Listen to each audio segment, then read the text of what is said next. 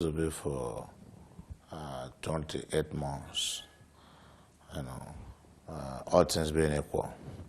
And it is my hope, because there will be no funding challenges anymore, since Nigeria has been able to pay their own part of the obligation, the counterpart funding, and the Chinese Exim Bank has been consistent if we want to follow their performance in other projects they are funding. So I think the project will be completed within a record time. The contractor is there, the site is there, payments are being done. We don't know if, by the grace of God, this works as planned. That is what we are going to get. If there is no interference, if there is no unforeseen circumstance, it means that the project must be completed as designed and as contracted. Now, in which ways would the four new terminals be different from what we have on ground in our airports? Of course, they are going to be modern terminals. Lagos Airport was built over 40 years ago. Abuja Airport was built over 20-something years ago, and at the time the airport was conceived, it was not envisaged that this level of traffic will come there. So the airport is presently, the facilities are overstretched. So but with this completion of this new terminal, they will leverage on that, and it will give relief to the old infrastructure that are presently crying for help.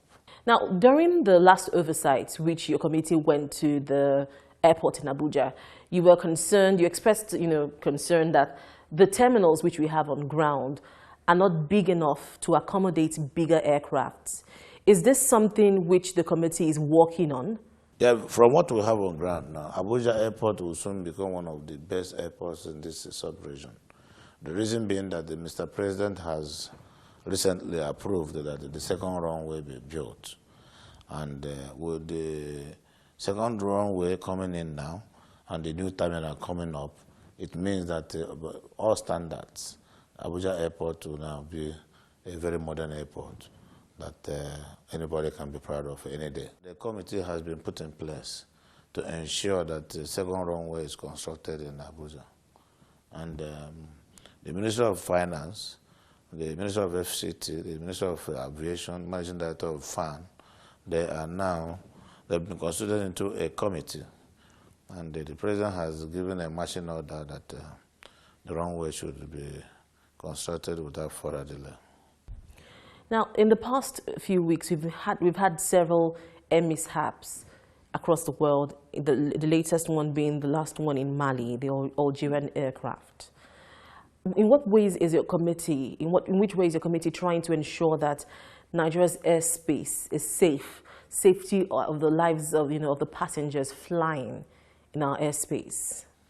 Yeah, in terms of safety, the operating environment here now, given what we have done since 2011, I can assure you that the operating environment here is very safe, and our regulatory environment is also very strong now, and the more technical manpower has been developed.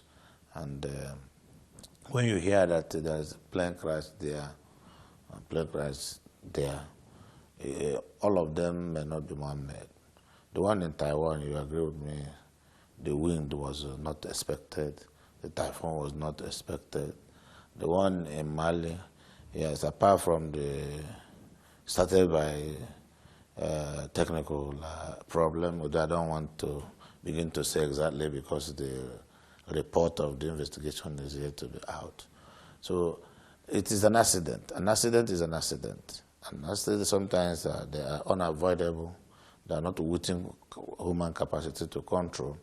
And once that happens, well, we must learn from it. So all we try to do now is to be sure that at all times the accurate weather is reported. We as human beings do our best according to the operating manuals, keep to rules, and comply with regulations.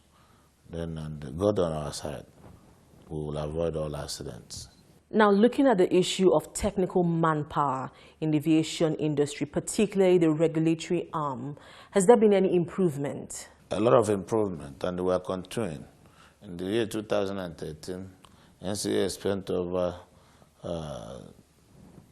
5.5 million US dollars, over 345 million naira for technical training, specialized areas, manpower development, and human capacity building.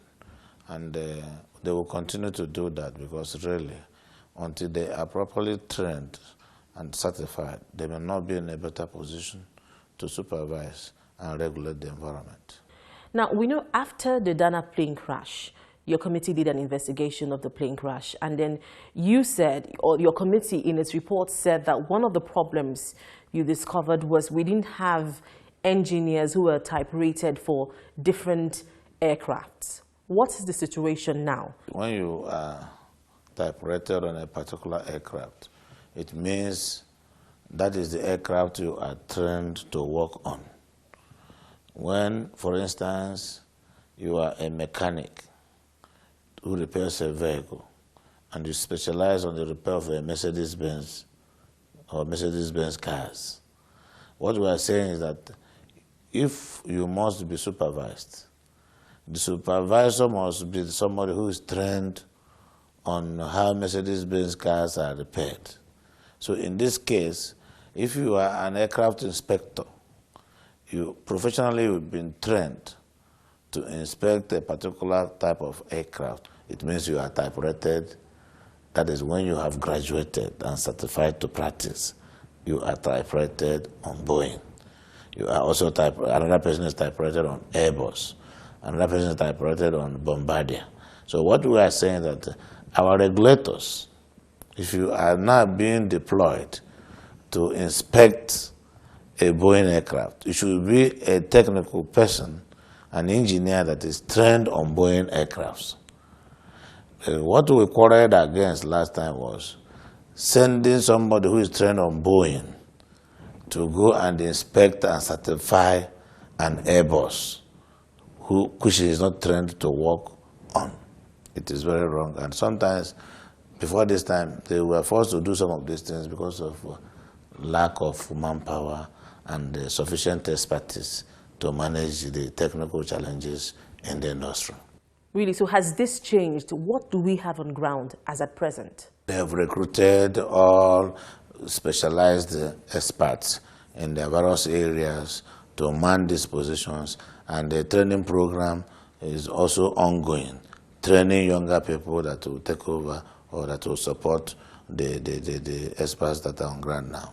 Now, one of the directives which the Senate gave to your committee in the aftermath of the Dana plane crash was to do an audit of the aircraft in the country and to determine their airworthiness.